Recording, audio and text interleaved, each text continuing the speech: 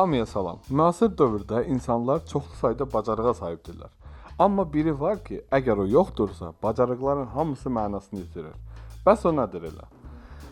Gəl 1-dən 10-a qədər bir rəqəm seç. Bəli, elə indi bir rəqəm seç. 7. Bəlkə də mən yanılıram, amma çoxunuzun 7 seçdiyinə əminəm. Niyə diqqət 21-ci əsrin ən dəyərli bacarığıdır? Niyə siz axın vəziyyətinə girə bilmirsiniz?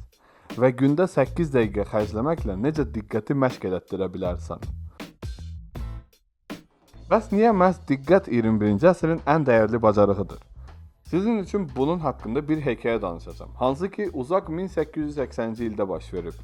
Andrew Carnegie çox qısa zamanda multimilyoner olur. Bunu görən ABŞ dövləti onun qanunsuz iş ilə məşğul olduğunu düşünüb, onu izləməyə və yoxlamağa başlayırlar. Bu heç bir nəticə vermədikdə, onu öz yanına çağırıb ondan birbaşa soruşmaq qərarına gəlirlər ki, o necə öz var dövlətini qısa müddətdə çoxaltdı. Andrew Carnegie cavab verir ki, mən öz diqqətimi bir şeyin üzərində 5 dəqiqə saxlaya bilirəm. Bəs siz bilirsinizmi? Hamı cavab verdi ki, əlbəttə bacarırıq. Andrew Carnegie bir təcrübə aparır və məlum oldu ki, heç kim öz diqqətini 15 saniyədən artıq saxlaya bilmədi. İstəyirsiniz, sizin diqqətinizi də yoxlaya bilərik. Hazırsınız? Ağ komandanın bir-birinə neçə dəfə top ötürdüyünü saymağa çalışın. Diqqət, başladıq.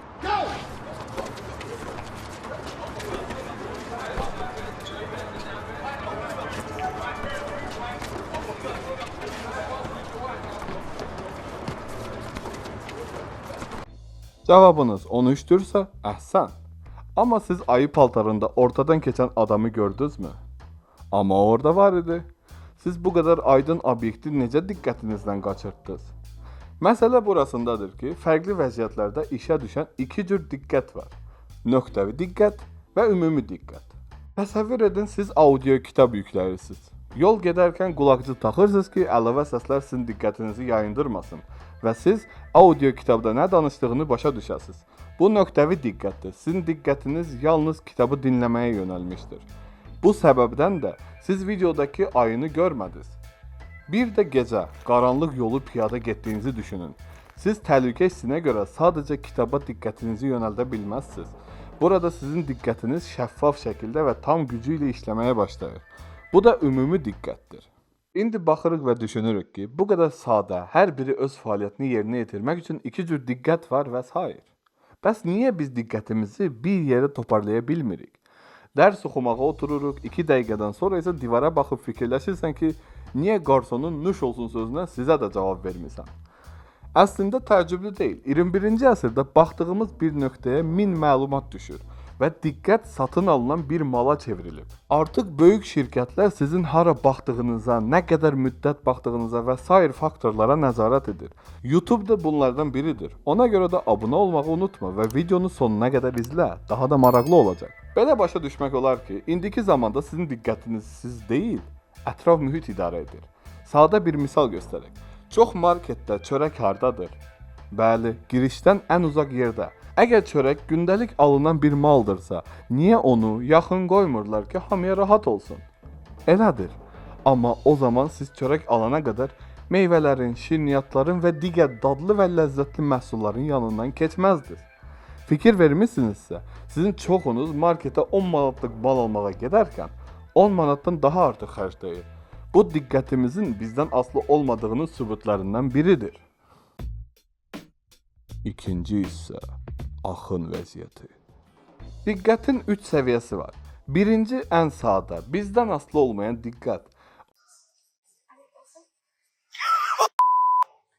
Ona biz instinktiv səviyyədə yönəlirik. Məsələn, kimsə bizi zarafata qorxudarkən bizim beynimizdə qaç və ya döyüş instinkti oyanır. Sizin yarınız qorxarkən instinktiv olaraq geri çəkilir, digər yarınız isə döyüş vəziyyətini alır. Ya da riski bir dənə keçirdir. Bir şey var ki, birinci səviyyə diqqət sadəcə bir neçə saniyə çəkir.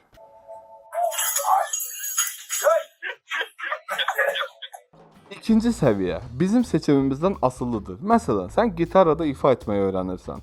Tam diqqətin ona yönəlib və bir an sonra görürsən ki, artıq 3 saat keçib və sən zamanın necə keçdiyini hiss eləməmisən. Bu diqqətin 3-cü səviyyəsidir artıq və axın vəziyyəti adlanır. Siz 100% bunu filmə baxarkən və ya oyun oynayarkən hiss eləmisiniz. Sual çıxır. Bəs necə bu səviyyəyə bilərəkdən girək? Birinci onu vurğulayım ki, bu çox çətin bir fəaliyyətdir. Siz özünüzü bütün lazımsız və diqqətinizi yayındıran səbəblərdən ayırmalısınız. İkincisi, siz xoşbəxt halda olmalısınız. Çünki mən heç vaxt kədərli insanı axın vəziyyətində görməmişəm. Üçüncüsü, sizin qarşınıza qoyduğunuz məsələ rahat olmamalıdır. Sizin bacardığınızdan daha çətin bir məsələ olmalıdır ki, onu həll etməyə bir maraq olsun. Təbii ki, prosesin özü sizə maraqlı olmalıdır, nəticəyə əhəmiyyət vermədən. Məhz prosesin özü sizi yavaş-yavaş axın vəziyyətinə salacaq. Amma bu addımları yerinə yetirməklə siz axın vəziyyətinə girə bilməzsiniz. Çünki sizin beyniniz TikTok və Shorts kimi səbəblərdən dinamikliyə öyrəşir və nəyinsə konstant, dəyişməz keçməyi ona ləzzət eləmir. Və əksinə, əgər siz beyninizi bu cür səbəblərlə zorlamamasınızsa, sizin çətin məsələlərdə diqqətinizi toparlamaq və axın vəziyyətinə girməyiniz çox rahat olar. Bu idman etmək kimidir. Məşq etməsən, elə startda da yıxılacaqsan. Üçüncü hissə. Diqqəti necə məşq edək? Amma məşq etmək üçün düşmənini üzündən tanımalısan. Birinci düşmənin beyninin havalarda uçması. Təsəvvür elə kitab oxumağa başlayırsan və görürsən ki, oxuduğun cümləni düşünmək yerinə eyni cümləni 3 dəfə oxumusan. Bu hal oyaq olduğun vaxtın 30%-ni təşkil edir. Bununla mübarizə aparmağın yolu meditasiyadır. İkinci düşmənin çox görəvlilik. Siz bir işi görərkən İkincisini də etməyi özünüzə borc bilirsiniz. Filmə baxarkən oyun oynamaq, yemək bişirərkən videoya baxmaq və s. Mən sizi başa düşürəm. Bəzi insanlar fəxrlə deyirlər, mən çox görəvliyəm. Amma əslində o elədiyi bütün işləri növbələşdirir. Çünki insan diqqətini sadəcə bir şeyə yönəldə bilər. Gecə yatarkən beyniniz fikirlərlə dolur və sizə yatmağa mane olur. İndi bəziləri deyər, gecə beyin daha yaxşı işləyir. Elə deyil. Yatmağa hazırlaşdığınız vaxt sizin eyni anda 300 iş görməyən yeganə vaxtdır və sizin diqqətinizi heç nə yayındırmadığı üçün yeni fikirlər axın edir sizin beyninizə. Çox görəvlilik zamanı sizin beyninizə yeni fikirlər gəlməz və siz sadəcə özünü aldatmış olarsınız. Mübarizə yolu edəcəyiniz işləri planlı şəkildə növbələşdirin və bir-bir həll edin. Üçüncü və sonuncu düşmənin avtomatlaşdırmaq. Bir çox vaxt eşitdiyimiz hər hansı bir məlumatı sadəcə bizim xoşumuza gəlir deyə həqiqət olaraq qəbul edirik və hər yerdə onu həqiqət kimi təqdim edirik. Bunun ziyanlarından danışmayacağam. Sadəcə aldığınız hər məlumatı yoxlayın və əmin olduqdan sonra onu qəbul edin. Təbii ki, gündəlik işlərdə, yəni yemək bişirərkən, təmizlik edərkən və s. işlərdə avtomatlaşdırmaq yaxşıdır və lazımdır. Amma hər hansı yeni işdə 10 illik təcrübəniz varsa belə onu yoxlamağı unutmayın. İndi isə sizə diqqətinizi necə məşq edə bilərsiniz danışacağam. Birinci məşq. Saatın saniyə əqrəbini izləmək. Fikriniz yayınmadan saniyə əqrəbinin bir tam dönüşünü izləyin. Zamanla dönüşlərin sayını artırmaq olar. İkinci məşq. Sözün yazıldığı rəngi demək. Yazılan sözün özünü oxumaq lazım deyil. Üçüncüsü. İçinizdəki bütün səsləri söndürün və diqqətinizi təbiətin səsinə yönəldir. Bu vəziyyətdə 5 dəqiqə qalmağa çalışın. Əgər təbiət yoxdursa, qulaqcıqdan qoşa bilərsiniz. Dördüncü və hamının sevəcəyi, qısa müddətli yaddaşınızı tərpədəcək hər hansı bir masaüstü oyun. Çünki diqqətdən və yaddaşdan beynin eyni yeri cavab verir, prefrontal korteks. Buradan belə nəticəyə gəlmək olar ki, əgər oyun qısa müddətli yaddaş tələb edirsə, o diqqətin məşqi üçün də əladır. Məsələn, unuda 5 rəqəmi düşərkən, hamı əli ilə onu örtür və son əlini qoyan uduzur. Burada diqqət mühüm rol oynayır. Onun özü mənim fikrimcə bura aid deyil. Özünüz yeni oyun kəşf etməyi yoxlayın. 21-ci əsrdə ən çox diqqətimizi oğurlayan şey budur. Bəli, telefon. Kasıbından tutmuş varlısına qədər istisnasız çoxunun əlində olan smartfonlar. İnternetdən belə bir video qabağıma çıxdı. Konsertdə insanlar heykəl kimi bütün konserti videoya çəkirdilər. Bu xatirədə qalacaq deyənlər. Aya, xatirəyə sizin video lazım deyil. Beynimizdə qalmalıdır. Beynimizdə. Bütün o hisslər, xoşbəxtlik, azadlıq hissi.